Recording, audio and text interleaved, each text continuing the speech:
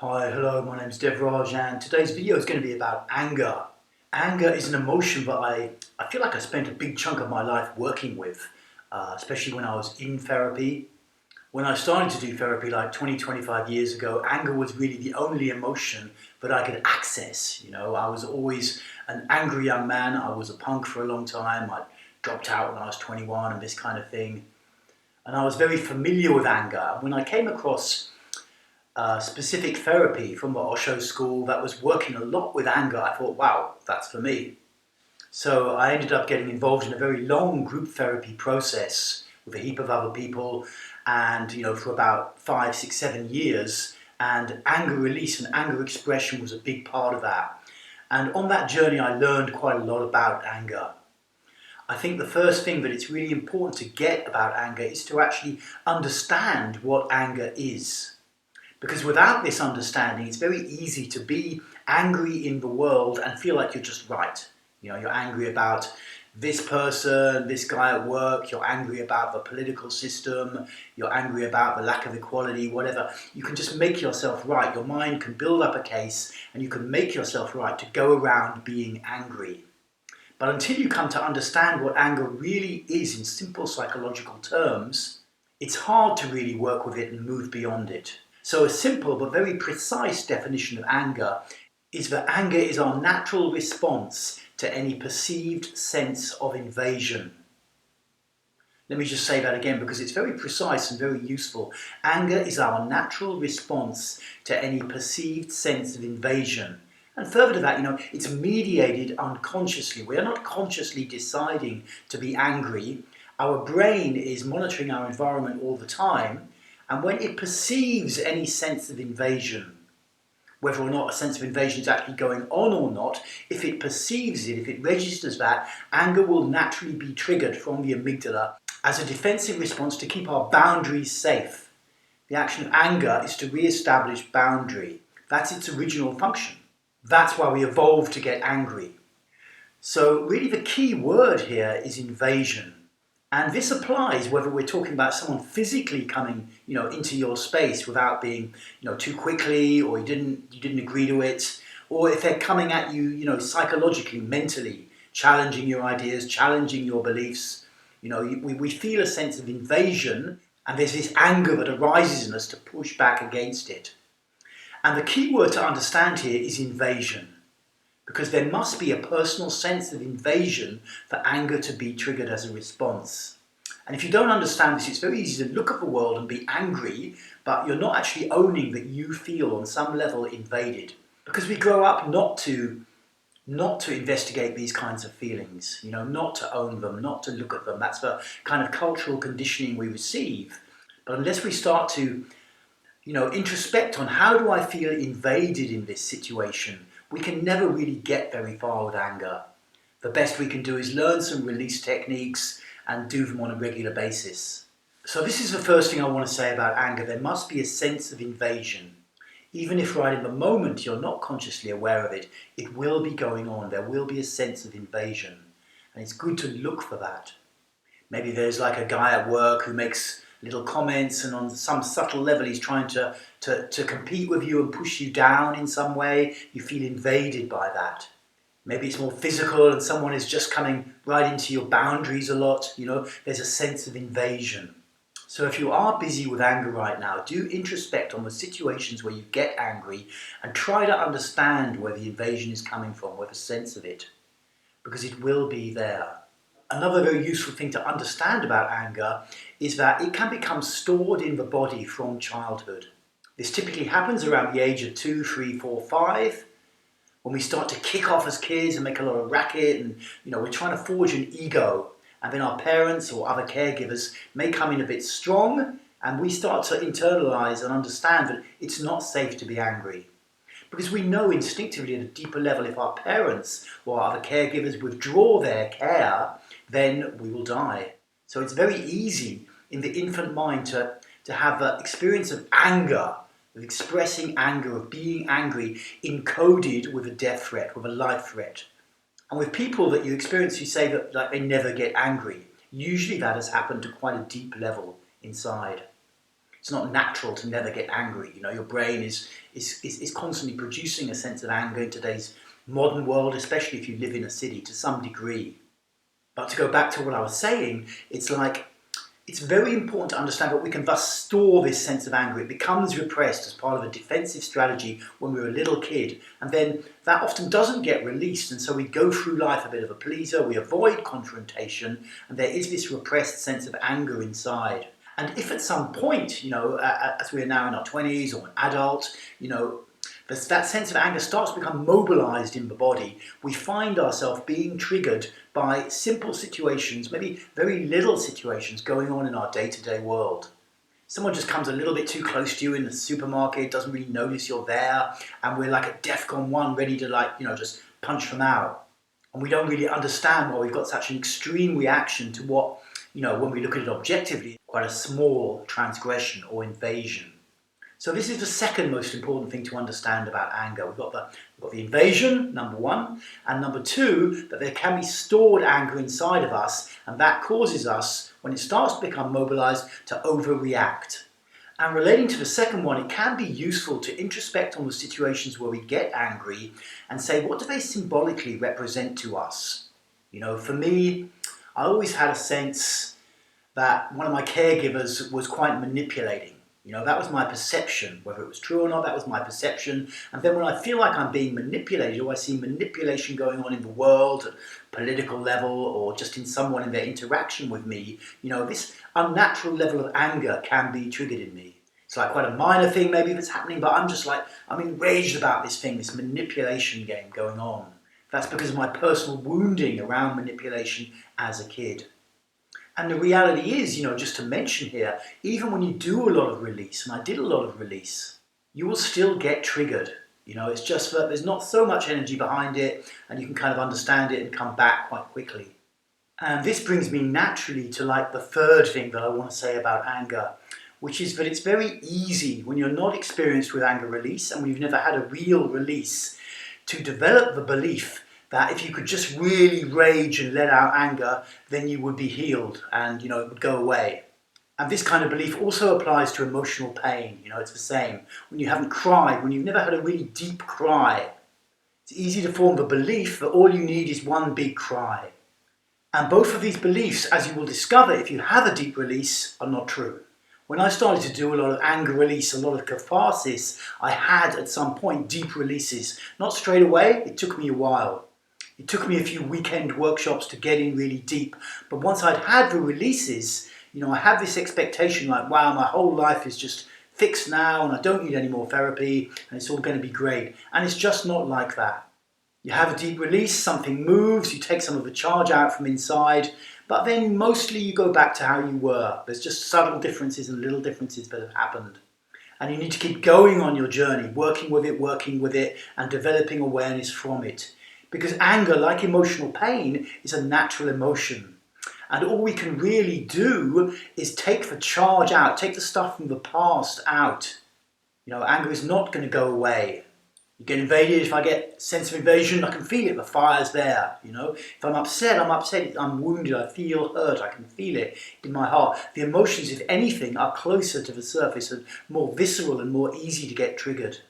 So this is good to point out because particularly for people who had this very strong experience as a 2 or 3-year-old of shutting down and repressing anger, all they kind of want is a way to get rid of anger. And I just want to say from the outset, that is not going to happen in any kind of healthy therapeutic process. It just isn't going to happen. All you can do is take out a chunk of the charge that's sitting in your system from the past. And that, is really worth it. It will vastly improve your life. But just to calibrate your expectations and also to understand if you've got the expectation that you want to get rid of anger, that's almost certainly because a part of you has become frozen in fear at the age of 2 or 3 or 4, something like that. So that's the third thing, calibrate your expectations, understand here. It's really worth going on the journey with anger, whichever way you do. But if you have a massive belief that you just need to scream and shout and let it all out, there's nothing wrong with doing that, and we'll look at some of the ways that you can do that in a moment, but also understand that that's just part of the journey. It's good to understand that. The reason I make this clear is that although in a moment we'll look at some cathartic techniques that you can utilize, I also work a lot with bioenergetics, with Reiki and breath work, and with similar body-based techniques which don't go so directly into the expression of anger, yet they do also create the release. So what I'd like you to understand is that you don't have to scream and shout in order to process old anger and to move beyond it. You know, there are other ways of working with it. It is simply that when we haven't had a really deep release and there's a lot of stored charge and it's coming near the surface, then we often develop the belief that we must scream and shout. Okay, so we're kind of moving towards catharsis now, and let's talk about that. You know, catharsis, emotional expression, anger release. All those expressions point towards the same kind of thing here. The actual expression of anger with an intent to let go of some of the charge that's held from inside from the past. Now, the first thing to mention is that, to my mind, there are two really quite strong categories of catharsis. Those which you do on your own, in your own space, in some soundproof room, and those that you do, as part of a workshop with a therapist who's specifically trained towards it, or even better, often in group therapy, held group therapy, where it's a lot more people who can trigger the anger in you as well. And I make this distinction, and it's good to understand this, because when you work on your own with an emotion like anger and really start to express it, you may get a level of release, for sure. It's possible. But also, it probably won't go all that deep. And if you want it to go deeper, you will need to find professional help. People who are qualified, who've really been through it and who know what they're doing. I'm not talking about anger management. I'm talking about people who've really been in the group room in cathartic states for years, who studied and learned this stuff. It's mostly practical learning and how to hold space. And the sad reality is that there aren't that many of those guys around. So most of us, we're looking, when it comes to catharsis, to working on our own. So first caveat is it will not go as deep as when you do it professionally. That's just how it is, because of the nature of the ego, it will not quite trust. It's a bit like training yourself down the gym and then having a really good personal trainer who knows when you can go a bit deeper and you think you can't, and who knows when actually it's a good time to stop and rest now. But assuming that we're going to look at cathartic techniques that can be done on our own, let's first just explain what catharsis is. I know I've gone through this before, but it's always useful to understand. Catharsis is the natural release of emotion, basically, whether it's crying, whether it's anger, whether it's something else. It's a sense of flow, of an energy flowing through you, carrying this emotion. When you see someone really weeping their guts out, they're not controlling anymore, it's really just coming out of them. They're in a cathartic state. When you see someone enraged and they're really just full on screaming at the world or whatever, that's catharsis. It's like something's flowing through them. So how do we induce this cathartic state? Because actually it is kind of a process, and it does have a build-up, and at the end of the day you can't force yourself to cathart because it's a natural flow, but you can just set the conditions so that you might be able to go into it. And if it happens, great, and if it doesn't happen, that's how it is and it's okay, and maybe it happens and you don't recognize it, or maybe you think it happened and it didn't really happen, and this is just part of life, especially when you're working more on your own. So with any kind of cathartic practice, it will start with some level of warming up your body, whether it's just running around, jogging around the room a little bit, doing a bit of cardio, getting your breathing going, getting yourself a bit more limber, doing some bow and arch or some stretching, this kind of thing. Then it will go into a mechanical phase where you repetitively do a certain action or movement. We'll be looking at some of the kind of actions that you can do in a moment.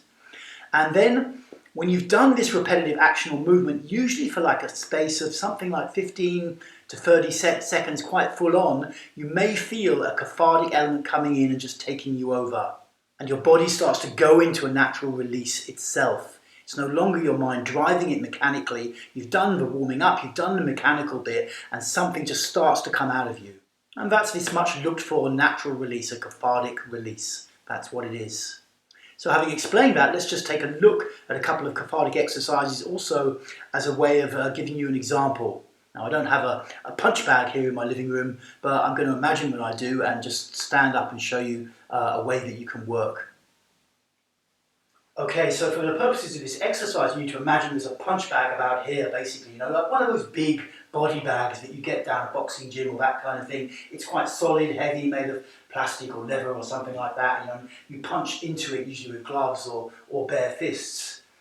Now, if you're familiar with gym work, boxing or whatever, kickboxing, this is very, very different when you do it cathartically.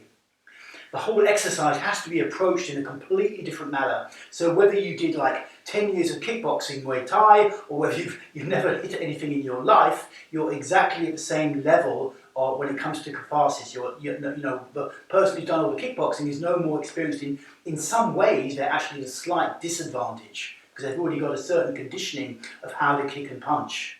So if you imagine I've got my punch bag here, and I've already warmed my body up, I've done a bit of cardio, I've jogged around the room, I've done a bit of bow and arch, I've stretched myself and I feel quite limber.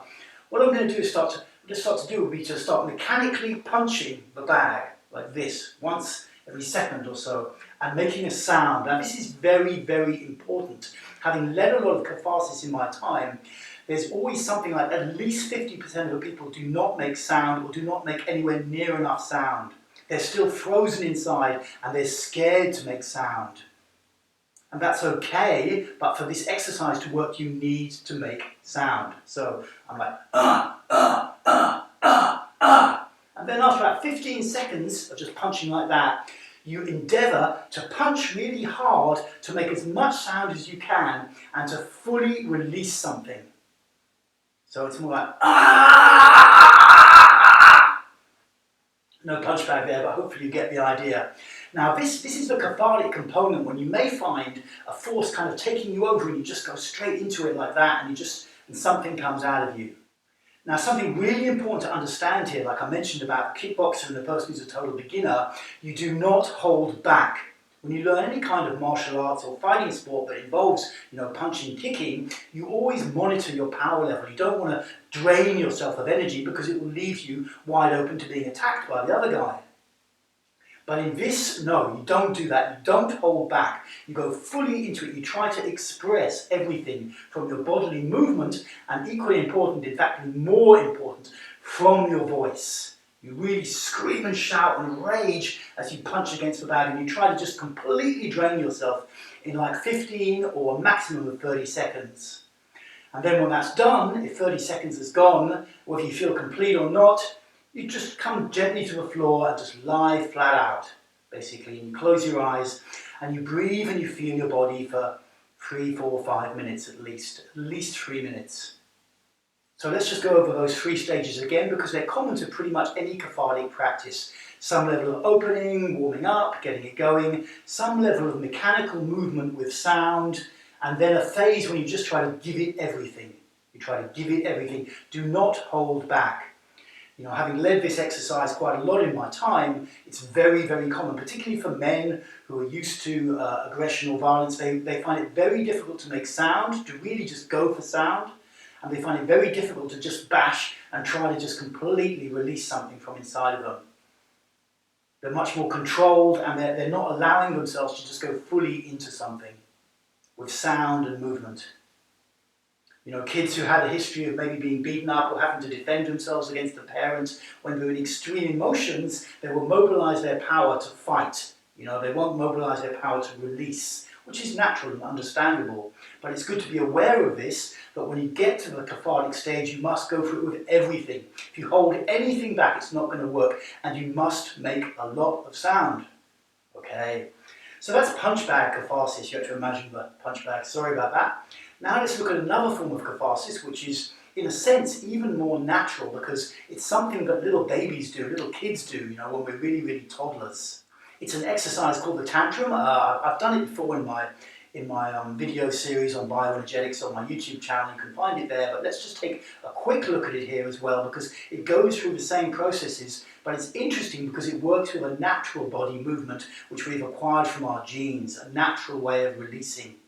Okay, so now I'm down on the floor and I'm going to demonstrate this tantrum exercise. It begins lying down, eyes closed, arms by your side like this, and knees up, rather like the Reichian working position if you're familiar with Reichian breath work. And it's got 3 movements which you do together. The first is kicking down with your heels. And at this point I need to mention that you need to do this on a mat where if you kick down like this, you get, you're not going to hurt yourself, it doesn't feel painful in any way, and you can kick quite hard, it doesn't absorb too much, you get that satisfying feeling. So you need a certain thickness of mattress to do this on. You just have to check a mattress out and make sure it's okay for you. And it's very important you do this because particularly if it's a little bit too hard, then you won't go fully into it when you need to go fully into it to get catharsis. So the exercise essentially will not really work. So kicking down on my assumed mat, and at the same time I'm going to bash with my fists. Now I actually pulled my left bicep last week down the gym, so I can't demonstrate this so well. And you hit down with the opposite side to your heel. So if my left heel is kicking down like this, then my right fist should be down, and you go like that. That's not vitally important, but it's a good start. It'll anyway go in whichever way it wants to when you get to the actual catharsis. The third element, and very, very important once again to do this, and this is the element. Many people do the kicking and the punching, but they won't do the third element. The third element is you must move your head from side to side like this. It doesn't matter if you follow the fists or the heels, and you must make sound. You have to make sound. In fact, not making sound in this, like in the punch bag exercise, can actually kind of internalize more anger. You know, it's vitally important to make sound. So you start with this mechanical movement. I've started this exercise, but I can't really demo it because of my left bicep. But you start with a mechanical movement, fists and heels and moving, and at some point you just really go into it. Again, after 15-20 seconds of that, maybe 30 seconds of a mechanical movement, you give yourself like 15-30 seconds to just fully I'm not really screaming because I can't scream here, but I'm trying to move my head and my arms hurt, but hopefully you get the idea. You have to give yourself permission. You have to set up the room right so you're safe, and you have to be able to make sound, and you just really scream it out for like 15-30 seconds. And then whether you feel complete or not, you may feel like a release is taking place. That's very satisfying when it does, and you just kind of flop down. Other times you may have to just make yourself stop and relax. And you may be in some judgments that you didn't do it or whatever, but you just let that stuff pass by because it's just your mind, and you just relax. Eyes closed, breathing, feeling the body. Okay, so those are a couple of cathartic techniques. Let's just look at one more cathartic technique that you can do for anger because it's very, very useful. It's another great one, very, very popular. Both of these were popular back in the days, in the old days of body-based therapy when there was a lot more of this work going on. And for this one, I don't have a heavy cushion here. So I've got a pretend heavy cushion, but you'll need a heavy cushion. Some of the best ones are like these kind of yoga cushions that you get. Sometimes they're half moon shape, but they're full of like buckwheat hulls. You know, they're quite heavy and dense and solid, and you know you can just bash it a couple of times to make sure. I'm going to show you how to bash a pillow properly, basically, because if you watch movies or if you watch therapists who talk a lot, but they've never actually been in the group room for years doing this. Because you can't make yourself cathartic, but you can set it up in a way that you're more likely to. And knowing how to set it up in the right way is very, very useful.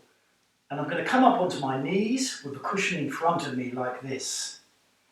And it's important to be up on your knees, you know, don't bring your ass down towards your heels.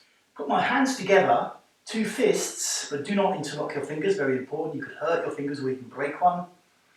Put my hands together as two fists. Lift my arms right up. This is very important. You have to stretch so you can really feel it in your back, stretching right back. And then you come down with a loud sound, no, on the cushion. No! No! No! Rather like that. I can't make a lot of sound. I've got a bad arm just at the moment, so I can't demonstrate it fully, but hopefully you get the idea. Now remember, we should already have done phase one, which is, you know, a bit of cardio, getting our body nice and limber. This is the mechanical stage, this mechanically coming down, no. After about 20-30 seconds of doing that, you just start to go for it fully. So it's like, no, no, no, no. Keep coming right back up each time unless you feel the energy is completely taking you over and you're just getting right into it. Once again, make sound. This is the thing that people just don't do. You need to check that you are making sound, especially when you're a beginner, especially if you're working on your own and you don't have a group room leader right behind you going, make sound. Many of us have a lot of fear about any level of expression, so we do the exercise, but we barely make any sound. So you bash down on the pillow in this cathartic kind of way. Maybe a catharsis takes over and you really feel it, maybe it doesn't, you just keep on going, but whichever it is, come to lying back down, flat out, eyes closed, and just relax. Once again, 3, 4, 5 minutes, minimum 3 minutes lying down. Feel your body. Notice if when you're relaxing after these exercises, by the way, if you start to dissociate and just go into thought world, which is, showing that there's still a lot of trauma inside, or if you can actually just stay feeling your body to a large degree. Always interesting to see for me. Okay, so those are 3 examples of cathartic exercises. Each has this, warming up the body, mechanical movement of some type, and then an attempt to bring on catharsis, just to really go for it. What can be very, very useful to support your development is to actually film yourself doing these exercises. We used to do this a lot back in the day, and it can be very revealing, because often when I be doing the exercise myself, I'm like, yeah, I'm really going for it, I'm really bashing it out and I'm really going for it. And I see myself later, I'm like, oh my God, that's just so pathetic. I'm hardly making any sound, I'm barely moving, It's really, really common. So it's very, very useful to film yourself and then sit back later in the day and just watch it objectively, not from a big self-critical kind of thing, but just to watch it objectively and see what could you put more energy in. Are you making enough sound? Are you mechanically doing the movements and then really going for it? It can be very revealing, and it's very useful, because working on your own is not easy to get feedback, so you have to use whatever opportunities are available for you to get feedback. When we used to work in a group room, there's a therapist behind you kind of monitoring you and telling you to do it more, and put your energy into it, and that's very, very useful to spur you on. So you have to learn to do that stuff on your own when you're working on your own. Okay, so that's the end of my video on anger. We've looked at what anger is, we've looked at what some common perceptions or misperceptions about anger, and we've come to understand catharsis and actually looked at 3 cathartic techniques. And it's important to round off by saying that you don't necessarily need to do catharsis to work with anger. You can work with it with breath work, you can work with it with bioenergetics. It's not quite so direct, but you can still get the same effect, which is to release the charge from the system. So if you do want to work cathartically with anger, these are some ways that you can do it. And I just want to close by saying if you have the opportunity to work, group therapy or with a therapist who really has worked a lot with anger expression, this can also be really, really useful. I did a lot of group therapy where you had to stand about a metre and a half apart from someone and just, feet wide apart, knees bent, arms by your sides, and scream and scream and scream. Put it out, anger, face-to-face anger. And this does have the effect of making you more comfortable with your extrovert side, with coming out. It makes you more comfortable with holding boundaries, and it can open your chest as well, so you feel just more comfortable with emotions anyway. So working professionally with catharsis, especially face-to-face, can have extra benefits as well. So that is just something to bear in mind. If you can work professionally with someone, at least for a while, it can really speed up and support your development. Okay, thank you for tuning into this video. Feel free to like and subscribe, and to check out my website, where I've got all sorts of exciting paid-for courses on bioenergetics and Reiki and breathwork, and I will see you again shortly. Bye for now.